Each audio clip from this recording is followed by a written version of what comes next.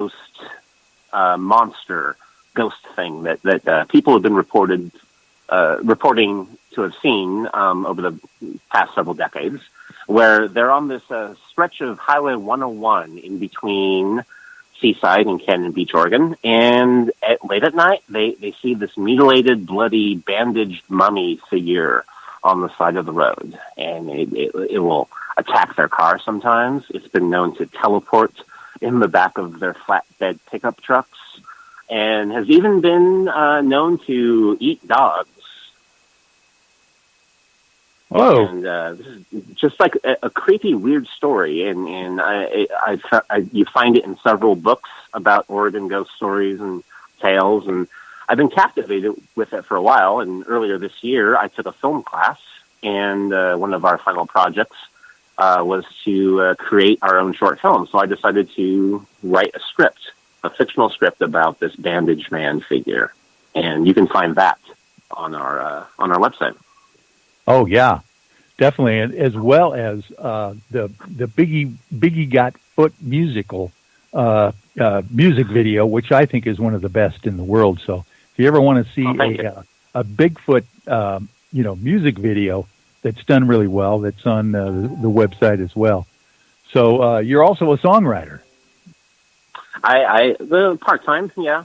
I try my best. I think I do better at parody than original. I'm way more Weird Al Yankovic than Paul McCartney, that's for sure. Yeah, of course, other people might say Paul McCartney isn't really like Paul McCartney either, so I know what you mean. Well, not since 1967, right? Yeah, yeah, or 66, whatever that was. Or whatever that happened, yeah. Oh, man. Well, listen, Vince. Yeah, we've had... Go ahead. Oh, yeah, no, we have so much more things that happened this year, too, that I'd like to share, if that's cool. Oh, that's what I was hoping you would. Yeah, go right ahead. Awesome. So one of the most interesting things that happened to us this year, we went to the McMenamins UFO Festival in McMinnville, Oregon, where I think that's the last time I saw you in person. Yeah. And Peter. And that's a thing that we love going to every year. You know, it's just a magical place, a magical event, and the best people in the world show up to this thing.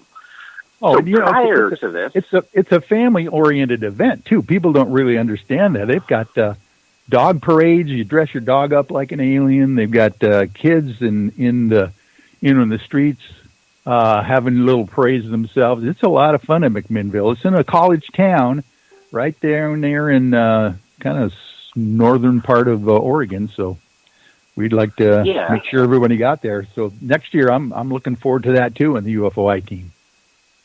Yeah, no, it's one of the best things that I look forward to every single year. But what's interesting about this year, in our experience there, is that 2 weeks or so prior to the event, I received an email from a man named Dan Myrick. He is the writer and director of the original Blair Witch Project. Oh. Remember that movie? Oh, do I? What a classic, huh? Yeah. Beautiful movie, like changed the world, changed cinema. And Dan contacted me because he is making a new found footage kind of horror movie based upon UFO experiences. And he asked myself and my Pacific North Weird co-host, Alexander Sullivan, to appear in the movie as ourselves. So we got to film a scene with the writer and director of the Blair Witch Project right out there in the UFO Festival as our Pacific North Weird selves, interviewing the character that he's directing named Carl Merriweather. Yeah. And, if things turn out well, we're going to wind up in this guy's movie next year. Oh, and I remember watching you guys film down there at McMinnville when I was down there as well with you guys. That is going to be it's like you are the Scully and Mulder of Pacific North weird stuff. And they were really, I think, probably lucky to snag you for this film. Oh, and I feel the same way. I feel really fortunate and lucky and just gracious that he would reach out to us. And he's a great guy. Really, really cool. Very very affable and easy to work with. He even kind of let us do some improv during the filming sequence. So hopefully some of my off-the-cuff humor will wind up in this film. Yeah. Do you have a working title or anything that people could check about on the internet? Yes, the movie is going to be called Skyman. Okay. And it is about a man named Carl Merriweather, who in modern times is a middle-aged man, but as a child in the 70s, he experienced this extraterrestrial encounter in the desert by this being that he called the Skyman, because he came from the sky. And the character, now as a middle-aged man, is traveling the country to various UFO festivals in hopes to reestablish contact with this pivotal alien being from his childhood. Oh, wow. Oh, it almost sounds like The Invaders or something like that old show on television. Interesting. Well, I will definitely be looking for that, the Skyman. I'm sure we could probably find some kind of a promo or something on YouTube on that as well.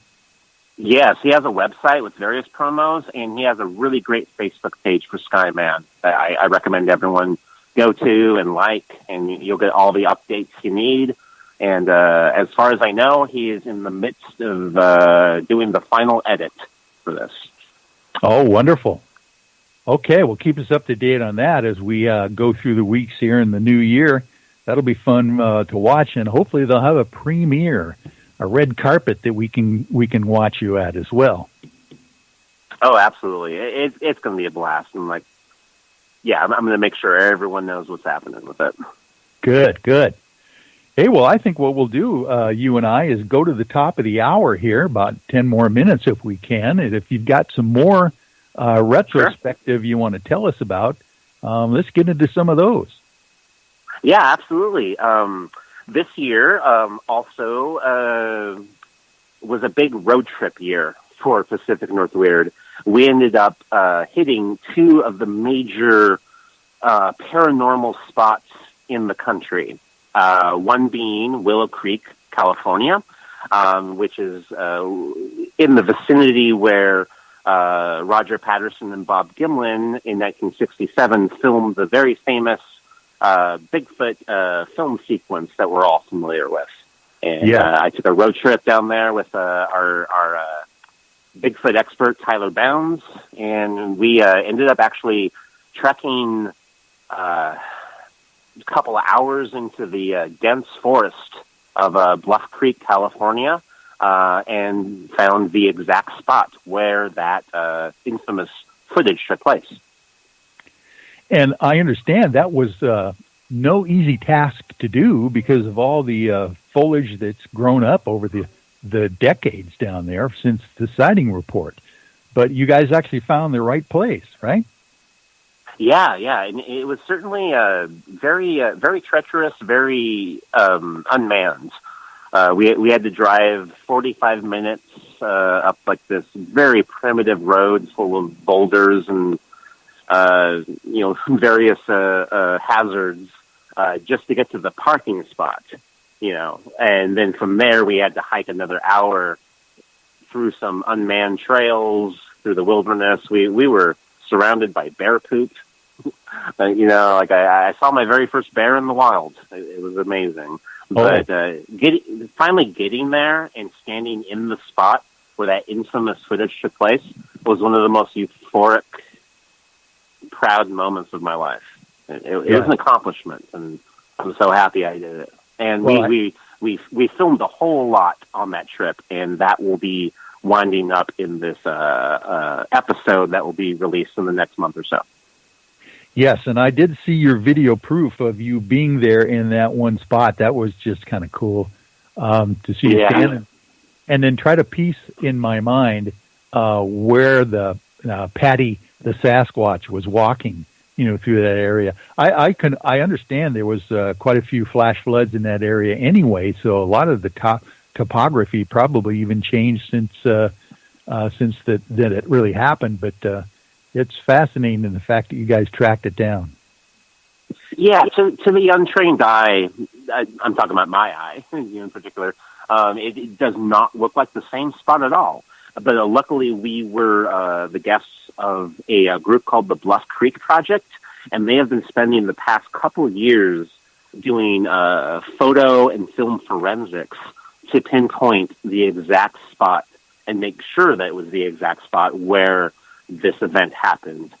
They're looking at trees, stumps, rocks, all kinds of like various geographic landmarks, adding 50 plus years to them, and to really be certain and sure that they found the real place where it happened. And it's been confirmed by Bob Gimlin himself.